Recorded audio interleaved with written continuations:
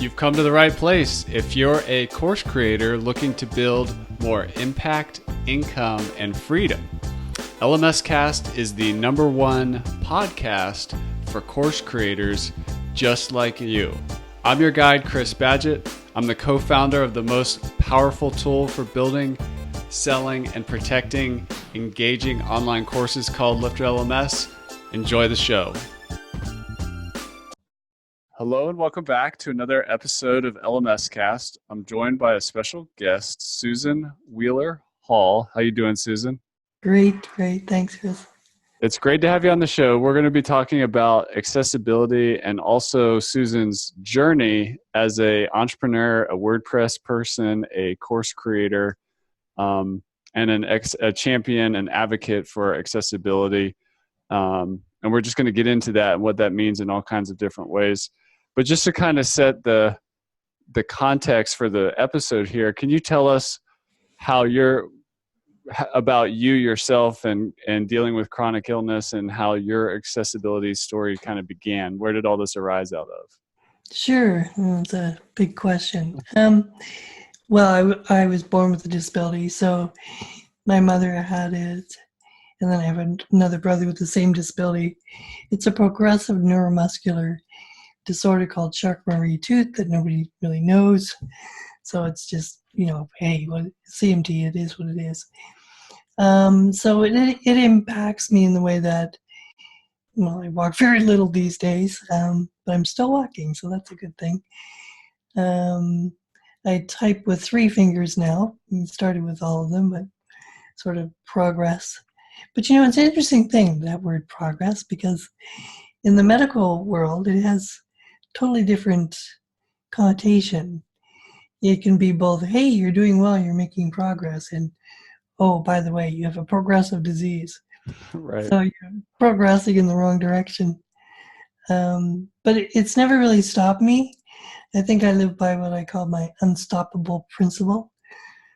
And one thing for sure, my disability has been my best friend because it always teaches me to, find another way. There's always another way. And that's what I really love about online work, because it's a real kind of level playing ground, if you like, because disability was never really my best asset in the employment world, let's put it that way, which is why I decided in my early 20s to go to university and study social work, because I figured it would be the one place that my disability would work for me. And it certainly did. But then I have this really strong entrepreneurial side to me. So, counseling work alone just didn't satisfy me.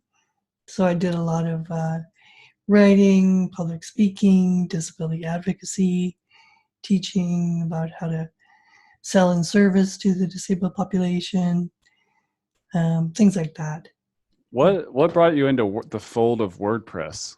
Because you also have your own design service consultancy. Right. Where did WordPress enter the picture? How did that happen? Were you blogging or? No, that's sort of, I had a publishing business, was part of one of the things that I did with writing books and, back of the room sales kind of thing, right? So the publishing work, it just sort of naturally evolved into the web work. She thinks I'm talking to her, my cat. It's common on podcasts where if somebody has a cat and as soon as they start talking, it like comes over and yeah, dogs bark. Yeah, so my publishing work just sort of naturally evolved into web work, which I found really cool because I'm very creative. So that's sort of how I got into that. And then, I paid someone initially to work with me on a website for a large disease organization, actually. And I work with them in New York.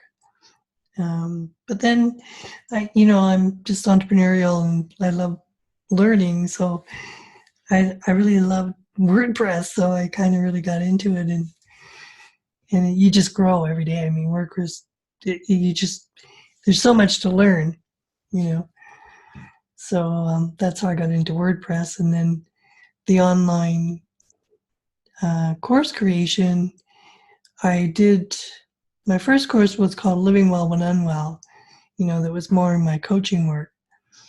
And that went really well, and I really liked it. And so you But were helping other people with dealing with chronic illness. yeah, it was very cool because I had people from like Norway and Alaska and Scotland, all over the place. It was wonderful because there's a real lack of support for people when they're, adjusting to a chronic disease or an illness. So, yeah, it was a 6-week course, and I really enjoyed doing that. But, again, that's more the coaching, counseling work. So, but then that's what sort of led me into, I wanted to do it myself, like get it on my own platform. And then that's how I hooked in with the Lifter.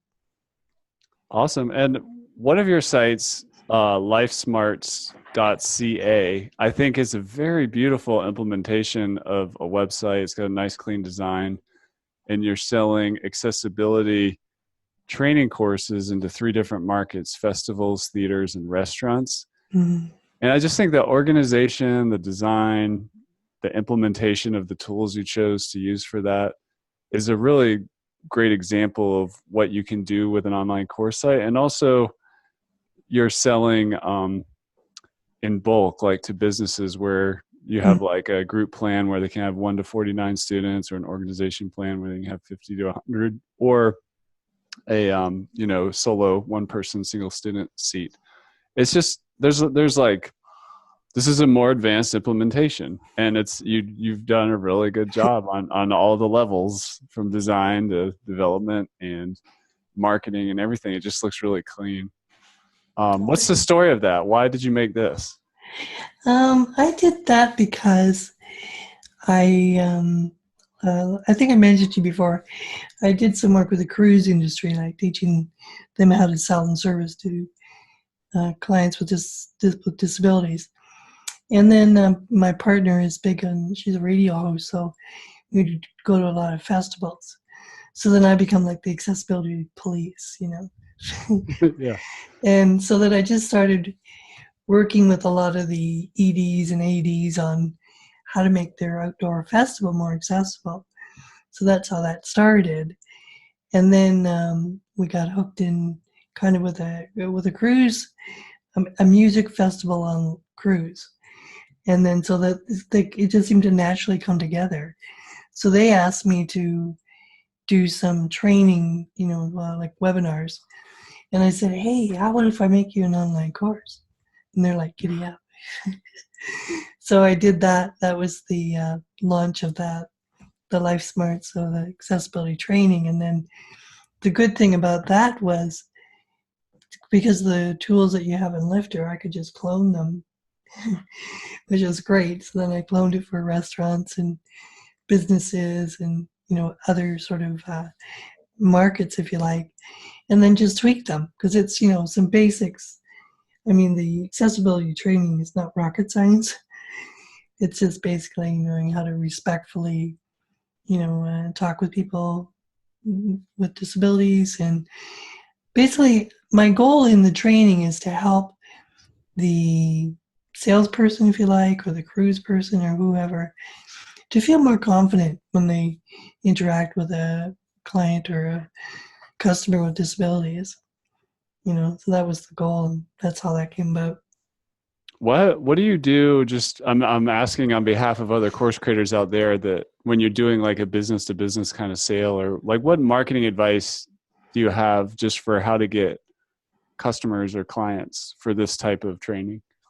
Like, what do you do? What's working really well for you for marketing? Yeah, or not. Yeah. Yeah. Or are they just finding you? Yeah. Yeah, a little bit of both. I mean, I find that if you do one thing well, if you get in there and you do a good job with like one festival, then they Word tend of to mouth. talk to each other. Yeah. Yeah. And then I do go to some industry conferences. Yep. So again, my partner, because of her work, she'll go as like the MC for the conference. and then I go and, I get in free if I offer a presentation on accessibility, right? And then that's sort of how that started. So yeah, I go to a number of conferences like that. And initially I started by saying, well, it's a little bit different here in Canada than the US. I know that from my work. In the US, it's much more welcomed. Okay. You have a bigger market. And so often what I've done here is, I'll offer to do a full day presentation for free. Okay. And then that will create the interest. And then the next year they welcome me back and pay me. Playing the long game. That's really cool. That's good advice. And I mean, you're getting out of the building and you're going and, in front of people and doing stuff. It makes a lot of sense. Yeah. And what was really interesting was this last winter, I was supposed to speak at a big conference in Montreal, and there was a big snow problem. We couldn't go. So it was like, well, hey, I could do it online. So there I was at the conference still doing it online, and then teaching about the online training. And then one of the other marketing things that I do that really works well is one person who in attendance will get a free pass for 100 students. Oh, like a giveaway kind of thing? Yeah. Cool. Yeah. I'm a big fan of the giveaway. We use that in our marketing stack as well. Well, I want to get into our main conversation around accessibility here. And just to note, like in the WordPress ecosystem in general, accessibility is a hot topic. There's a lot of people that are working to make it better. Like things are okay, but they're not great or perfect by any means. Mm-hmm. Companies like mine, software companies, want to, it's important to us, but like me personally as a leader in a software company, I need some help kind of figuring out what's going on and what should I do? Like what's the top priority? And then like, how do I think there's an education gap, which hopefully we're going to get in today so that people in any business, whether you're selling courses or software, you have a brick and mortar business, just kind of open the eyes to accessibility. And yeah, take us to school. Cool. Well, okay, I've got let me open up my screen. I know that, see, I'm going to hit the share the screen thing, right?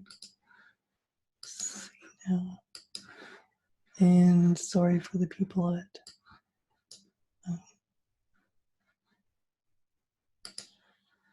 oops. View, right, there we go. All right, so accessibility in online courses. Because I wanted to keep this conversation specific to online courses because, that's why we're here. Yeah.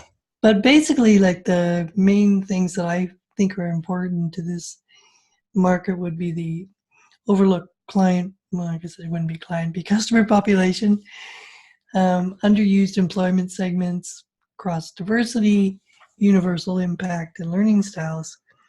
And if you look at the population alone, right? I mean, this is where the difference in Canada and US. I mean, 61 million compared to 3.8 million in Canada, but that's because you have a truckload of more people than we do, right?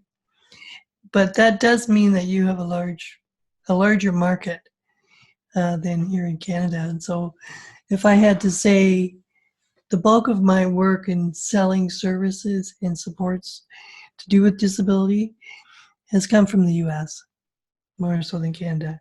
I have to really fight for work here. Yeah. Much easier in the US. And in terms of underemployment, I mean, there's a really large talent pool of people with disabilities because, working from home is ideal. And it creates more of a level playing field for people with disabilities. So things like VA and tech support, I mean, for a lot of you businesses like yourself that are looking to hire people that want for tech support and whatnot, this is a great pool to work in because people with disabilities primarily are not scared of devices because we need a lot of them. Yeah. And like I say, there's a lot of people that need to work from home as opposed to want to work from home. And there's the transferable skills. I mean, problem solving comes really easy for folks that have to deal with ongoing changes in their body and health and life. So like in my case, it's retire or reinvent myself, and I just keep going for the reinvention. But and the cross diversity thing, I mean, we are the only, I guess, marginalized group, you could say, that crosses them all. We're going to show up in every single one of them. When I say us, I'm referring to people with various disabilities. And as the technology advances, certainly is a lot more people with disabilities online, which is great. And in terms of universal impact, and this might be really useful for you in terms of, a web provider or software company, knowing the guidelines in terms of what to follow to make your product more amenable for people in a universal way. And, the universal design, it can get really complicated. But so I've just pulled out the 4 basics for you. So, the 4 main things that people look for is perceivability in terms of making sure that things are understood. Little things like the alt text in your image library. Now, that's a big deal. It's usually one of the last minute things that someone may or may not do because you're always changing images. Yeah. But for the visually impaired, that's the only way they're going to see your image because they need to hear it back to them. And then making sure things are operable, keyboard and mouse access.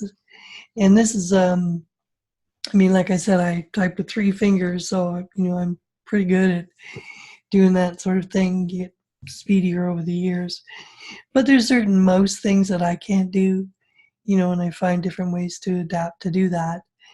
So there are a lot of little tools, like when you're planning something, just to make sure, can it be done by a keyboard? Can it be done by a mouse? And where I'm saying block text, sometimes in the design factor, and this is where my serene web design work is coming in, I will have block text, big text block, image block, text block. So some unification, because you have to consider someone that can't see it. So if you create a flow that they can sort of quickly depend on, it's like an anchor. And then also you have to remember that a lot of times for speech reading devices, they'll just use the arrow keys on the keyboard. So quickly clicking one to get over to the next block. Oh, it's an image. Click again, text. So creating those operable kind of planning things is really helpful. And then, of course, plain language, we can all get a little crazy with trying to say the same thing 5 ways, right? And then having tools such as the one that you saw on one of my sites, I think it was on the tools for course creators with Mark Mason, Jonathan Farley that I do some work with. It's a really cool tool, and there are a number of universal disability tools to put on WordPress sites, but it's the one I like the best, and I like it the best because it doesn't bloat the site, and it's really, really easy to use. Like you click on it and can change your text and contrast, and it does all the great things that somebody with a visual impairment would really need. And then, Do you know the name of it off the top of your head? Yes, it's called Userway. Okay. And I'll get you the link to that in a bit. But yeah, it's a very good one. I like it. And free. So that's always nice. And then looking at some of again, for the online course creators. Hey. This is really going okay. It's all good. It's not bad. Learning styles. Okay, and this is interesting because I worked. Oh gosh, I'll give away my age. In the early '90s, teaching universities, planning for disability services in the universities and colleges. And I did that, and that kind of really took off because it was just a timing factor. But, I went all over Canada and the US and Germany and taught universities how to set up disability support services in the learning institution. And so these, like when you think about learning styles, and we all have our own various learning styles, and Mark Mays is really great at this stuff. Visual, auditory, kinesthetic, social learning, which you guys know a fair bit about with your social tools, emotional, stress and relaxation, and then, learning by teaching. And sometimes I think with the online learning, this doesn't get lost, but, it's important to think about your ideal student, of course, and to plan that thread throughout, whether it's learning or gamification, all the different areas, right? To just try and make sure that you cover all of these different styles. Now, there's also, of course, people with learning disabilities. And you think, oh, okay, is disability like its own learning style?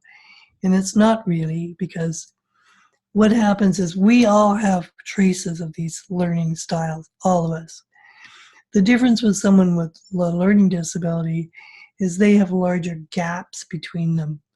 Like we have maybe preferences, like, oh, I prefer to watch a video than to listen to an audio tape, for example. But if the information was only available by audio, I would still manage, So that's the preferences as opposed to the need. And so it's really good to be aware of these, and certainly to know your own learning style, but then also to be able to plan for other people's.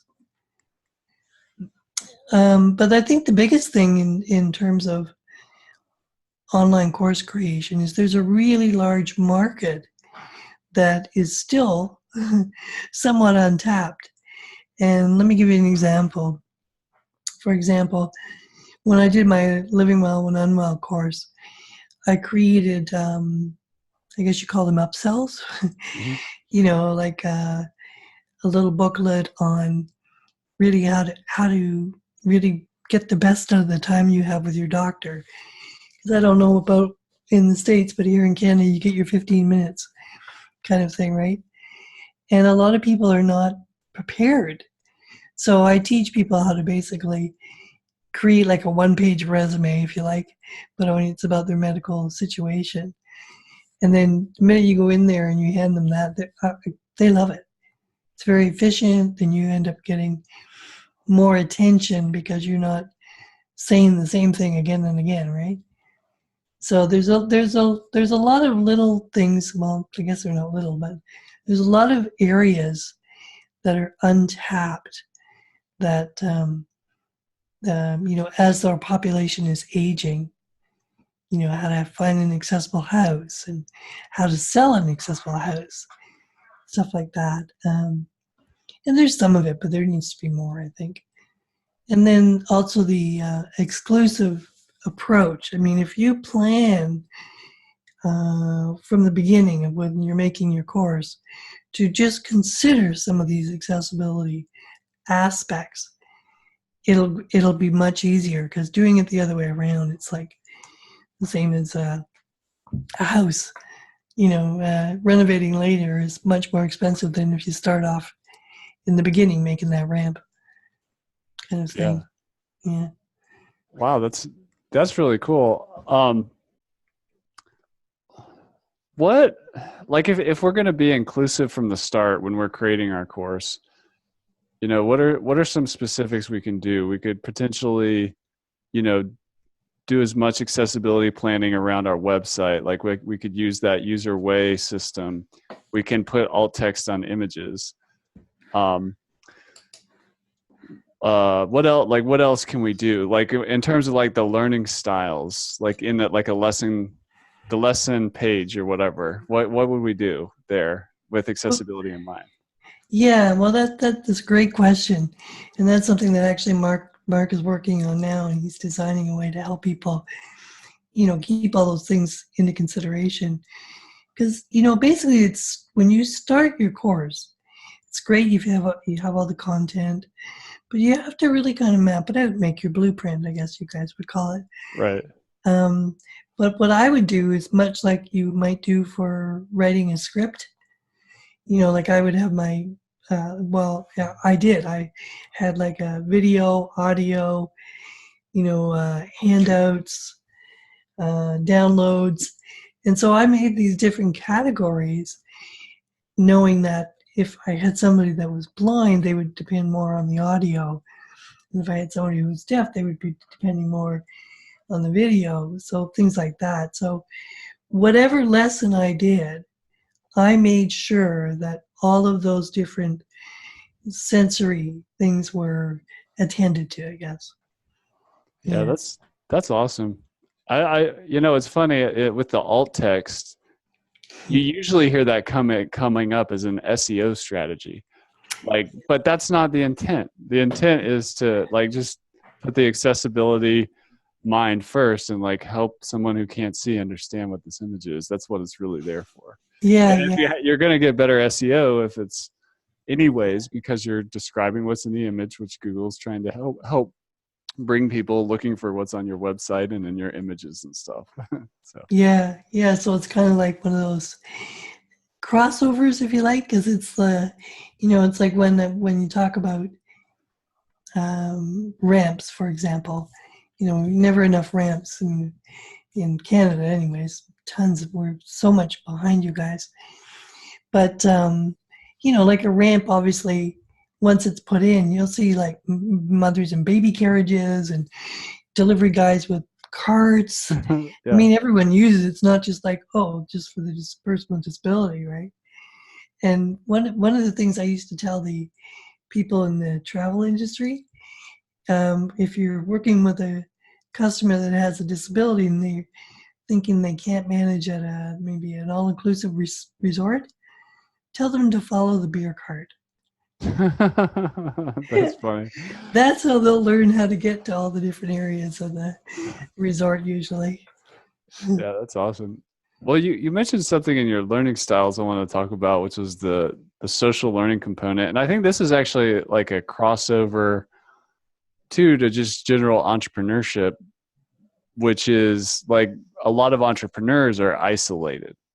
And part of what they're looking for is not just information, but connection and community, and to feel a part of a tribe, basically, to run in a similar pack that has similar problems and goals and challenges and that kind of thing. And I think it's easy to get stuck just in information, but how it makes total sense to me if, if it's not as easy to get out into the world and do stuff, and you can get kind of isolated. Can you tell more how about just social learning and what community means to you, and when in a learning context, how you've experienced that online? Sure. Yeah. Well, yeah. It's an interesting thing to unfold, because one of the things I used to always say to people that I used to sell the hardest product in the world, because nobody wants to be a part of my club. Right. Nobody aspires to have a disability, or, wow, can I use a walker? Yeah. Nobody wants that, right? Right. And whenever anyone moves my walker, Yeah. I always say, "Welcome to your future." Little reminder. Yeah. But yeah, so that social learning is a big part. And it's, part of my training in the work that I've done, there's two camps to disability. And actually, Mark and I were just talking about this morning. There's what I call the always disabled, which is someone like myself who grew up with the experience, very different experience, to the newly disabled. That would be someone who maybe had a car accident, or, through diabetes or illness, has acquired a level of disability. Yeah. Totally different experience. Yeah. Such that this morning when I was talking to Mark about it, Mark Mays, and he uses a walker, and, has some physical limitations. So he said to me, well, I'm not disabled. And so he said that in conversation. And so then I stopped him and said, did you just say that, you don't have a disability? And he was taken aback. Right. Because see, in his mind, he still comes because he acquired it. It's a different thing. So it's like catching up to that is different. So then when I asked him and said, well, if someone who didn't know you saw you walking down the street with your walker, what would they see? And he said, well, somebody old. And old and disability do have, unfortunately, an association. But yeah, so the social aspect is huge in terms of the market ability for, again, connecting with this community. I mean, I still go out, I drive with hand controls, I'm, pretty good that way. But then there's a lot of times that I can't. Yeah. So then there's the online world has just been phenomenal, because it's so much less effort to connect Connect. with people. Yeah. Yeah. And when I did the Living Well When Unwell course, I'd say about 30% of it was geared on to the social aspect of that. But one thing that I did found really interesting that I think would be important to your community. Now, if you remember, my background is social work. So I did a lot of, therapeutic group work. Yeah. Right. And there's a whole science and process to that. So I was like, wow, how's this going to work online? Right. So then when I did that, I was absolutely amazed. It actually was better online than in person. And I thought, no, why would that be? Well, in the in-person group, and don't forget, you're dealing with a vulnerable population. Like I said, nobody aspires to be in this club. And so, everyone's like a little hesitant. They don't really want to be there, but they know they need some support. So it's difficult to open up and disclose information. Whereas online, they still have the comfort of their own home. There's less physical effort needed, and there's just more safety, if you like. So I found people were much more willing to open up faster. So the whole process of what someone goes through with group work in a therapeutic sense, I found was remarkably effective online. That's a really great insight that people in a online social learning context, because they're in the comfort of their own home with less effort to get there, and they're kind of in more control of the how long they're going to stay or whatever. Mm-hmm. That's really empowering. I've never thought about that. That's a really counterintuitive insight. Well, and something as simple as having shoes on can be like a really difficult thing for some people, right? Yeah. And so the whole time they're sitting in the therapy session, they might be worrying about, how am I going to make it home? So there's this whole other aspect of the before and after, not just being there. Mm-hmm. Whereas that gets all taken care of. So you don't have to worry about that online. I've attended some of your masterminds in my pajamas. You don't know. Right. Yeah. You don't care. And so, and sometimes actually I just will have my little picture up because I'm not having a good day. Right. But I can still be there. Yeah. So I find that helps me a lot dealing with my chronic pain. Yeah, that's a fascinating point. I want to ask you a few questions before we go about your just journey as a course creator.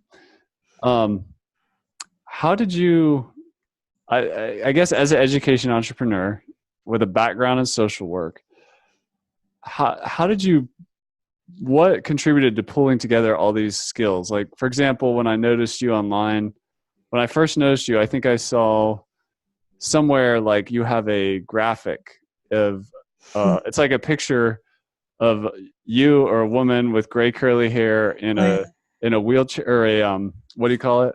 The scooter. A scooter. And And it was like you just had this like branding like just nailed. Like this is Susan's brand, and it shows in what you do. Like so, there's these branding skills, design skills, technology skills. You're talking about learning styles, like teaching skills. What allowed you to blend all this together? Was it just wanting to serve your community, or what? What was the driver? Yeah, gee, that's a really good question. I'm not even really sure that. Yeah, that's interesting. There's my little cartoon there. That's my partner, Jan. And by the way, where did you get that designed, or did you design that? Yeah, it's mine. Yeah, Oh, you designed it. yeah. Cool. I make all the cartoons and Wow. yeah.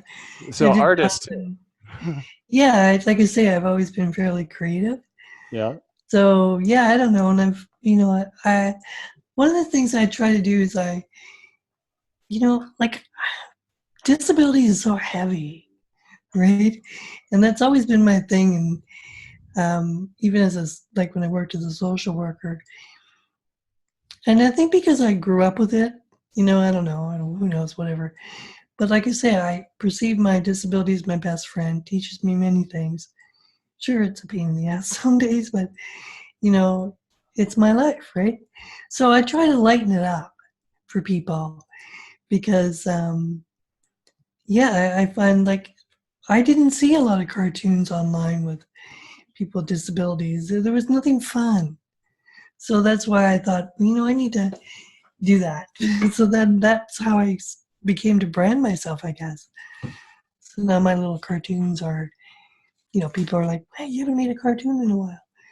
And I get a lot of requests for them, but I don't have time to do very many. I mean, I did Mark and John, but I'll probably end up doing one for you. You look like you'd be easy to do.